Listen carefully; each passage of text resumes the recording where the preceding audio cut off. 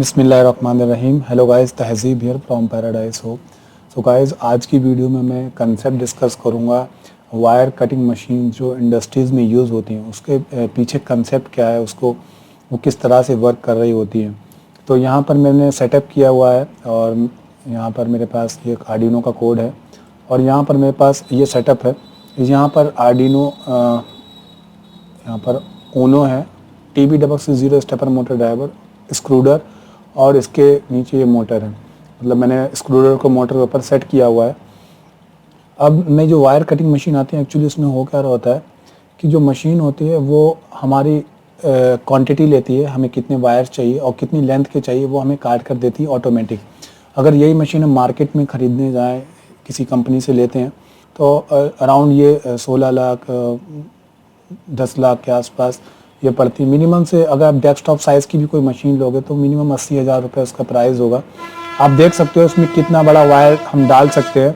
एक छोटा सा जो नॉर्मल वायर आता है उसी को हम कट कर सकते हैं, ज़्यादा बड़ा वायर यहाँ पर हम कट नहीं कर सकते। ये टेबल साइज़ का है तो इतना इसका प्राइस होता है कि अगर मैं खुद की कंपनी स्टार्ट कर रहा हूँ तो ये मैं उस समय अफोर्ड नहीं कर सकता। तो सबसे अच्छा तरीका क्या है, मैं खुद उसको बिल्ड कर लूँ और या उसका जो कंसेप्ट है बिल्ड करने का वो मैं आपको यहाँ पर समझाने वाला हूँ। कोड भी बहुत ज़्यादा बड़ा नहीं है इसमें और यहाँ पे मैं कोई लाइब्रेरी यूज़ नहीं कर रहा क्योंकि एक्चुअली लाइब्रेरी किस तरह से वर्क कर रही है उसको समझना बड़ा मुश्किल हो जाता है कभी कभार, तो इसलिए मैं सिंपल सा कोड है।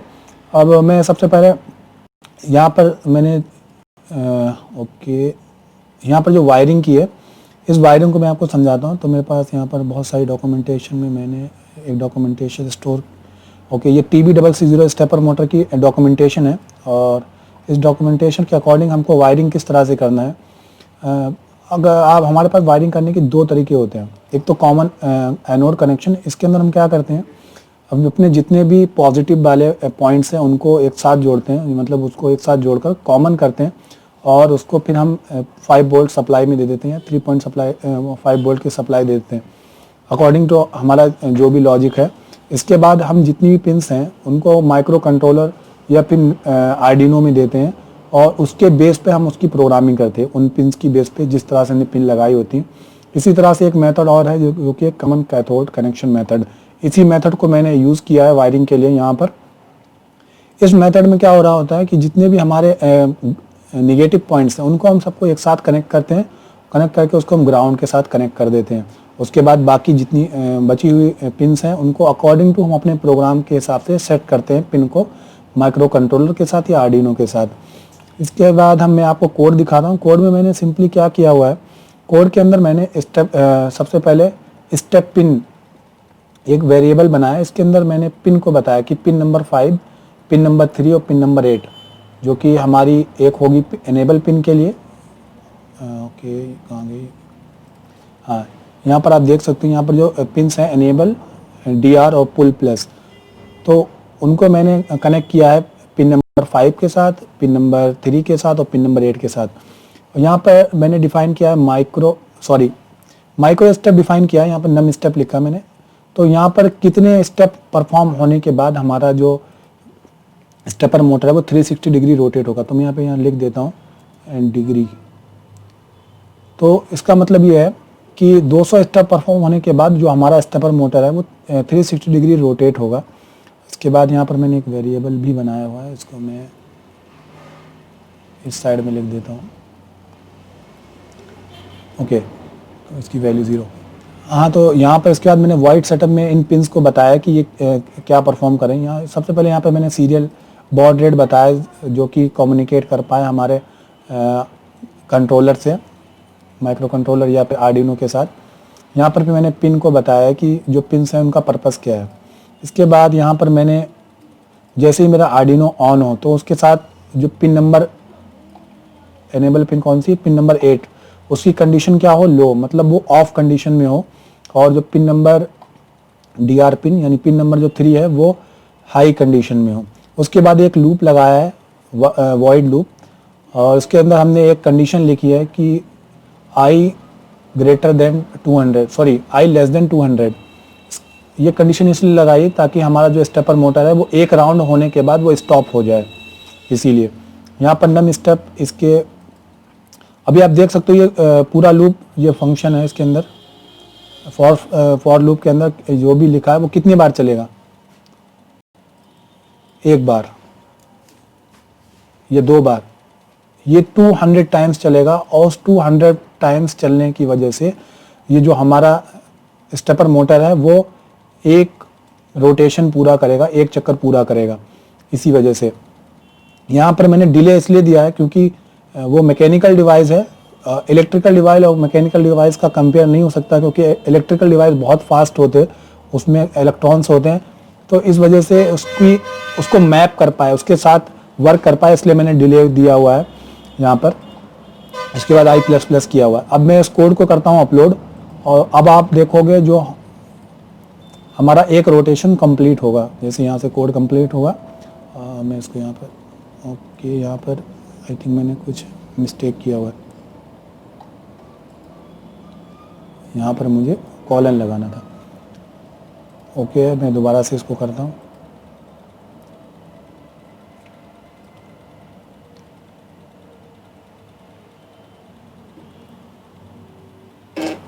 तो आप देख सकते हो हमारा एक रोटेशन कंप्लीट हो गया। तो अगर मैंने यहाँ पर 200 दिया तो एक रोटेशन कंप्लीट हो गया, लेकिन मैं अभी कोड में कोई चेंजेस नहीं करूँगा। इस माइक्रो कंट्रोलर के बैक साइड में स्विचेस लगे हैं।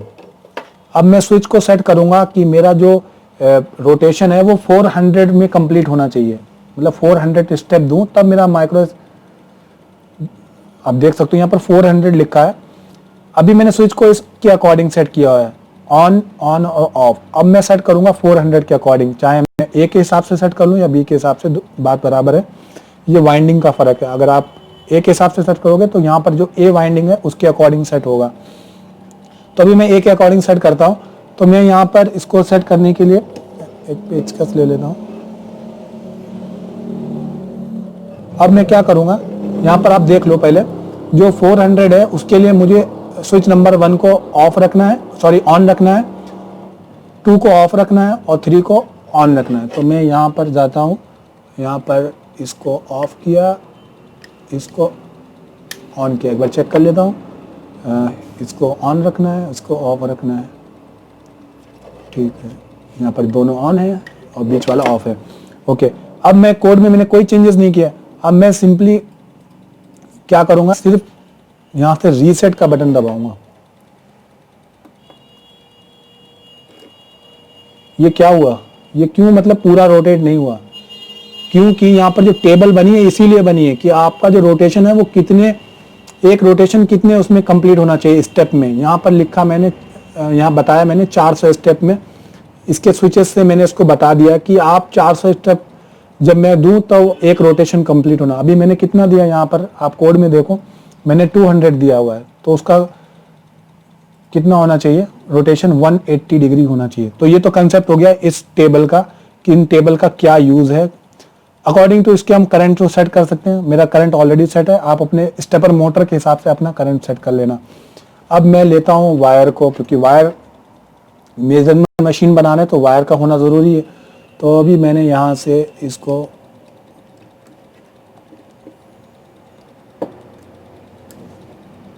वायर को डाला और मैं एक बार रीसेट करता हूँ यहाँ से,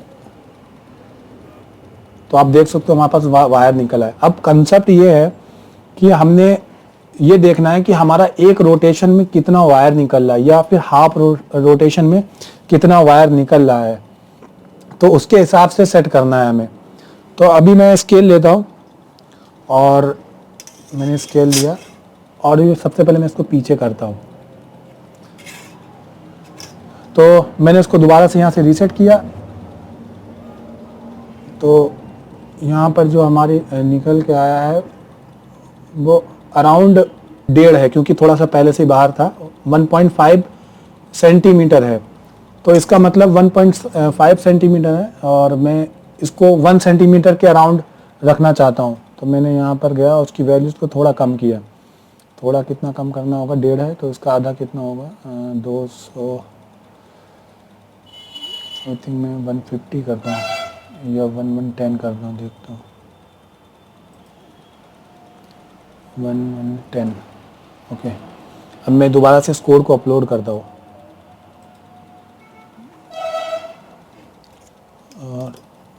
मैंने SQL यहाँ पर लगाया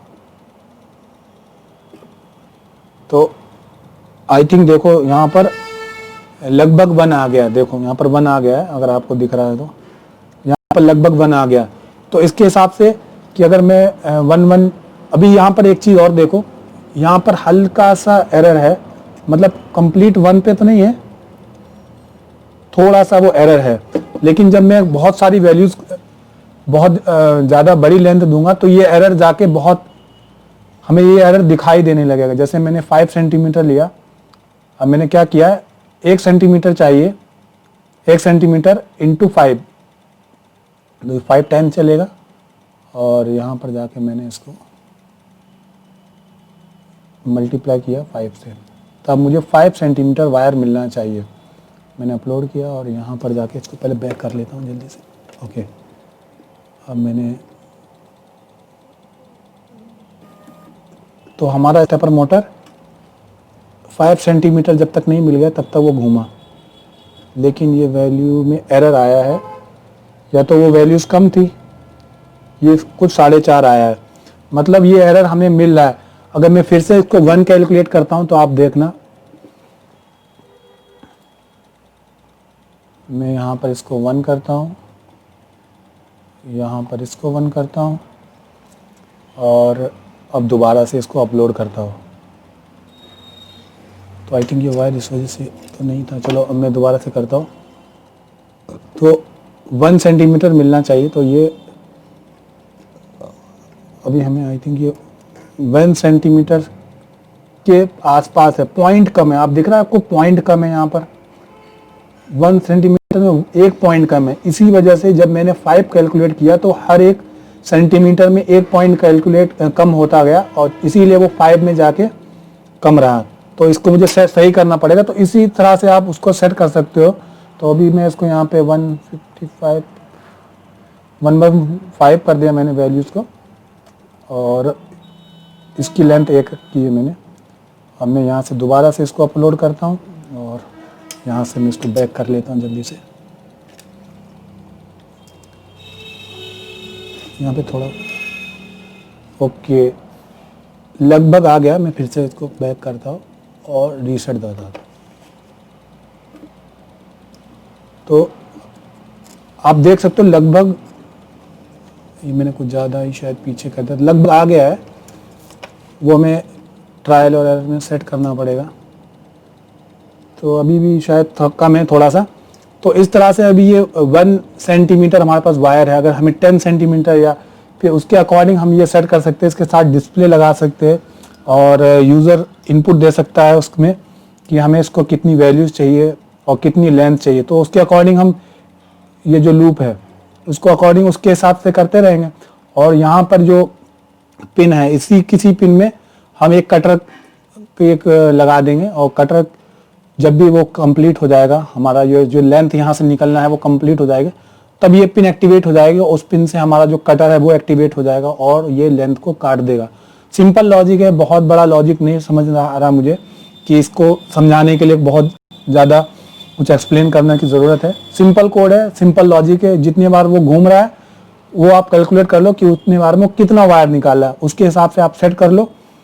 और ये मैकेनिकल का काम है, और मैं जब भी कोई बढ़िया सी मशीन बनाऊंगा जो कि इससे भी मोटा वायर या इससे भी अच्छा पाइप या कुछ भी ऐसा कैलकुलेट कर पाएगा, तब मैं आपको इंशाल्लाह वो शो करके दिखाऊंगा। तो मिलते हैं अगली वीडियो में। Thank you so much. बहुत आसान कंसेप्ट है, कुछ प्रॉब्लम हो तो आप नीचे कमेंट में जाके पूछ सकते हो। तरीका आसान है, आप अपने लिए यूज़ कर सकते हो, किसी कंपनी के लिए बना सकते हो। और मैं तो आपको रिकमेंड करूंगा आप खुद के लिए वर्क करो, किसी कंपनी के लिए वर्क ना करो। मिलते हैं अगली वीडियो में, और अगली वीडियोस में इसके बारे में जो भी होंगी बहुत सारी डिटेल वीडियोस होंगी, क्योंकि बहुत सारी मशीन्स हम इसी तरह से बना सकते हैं। तो मिलते हैं अगली वीडियो में।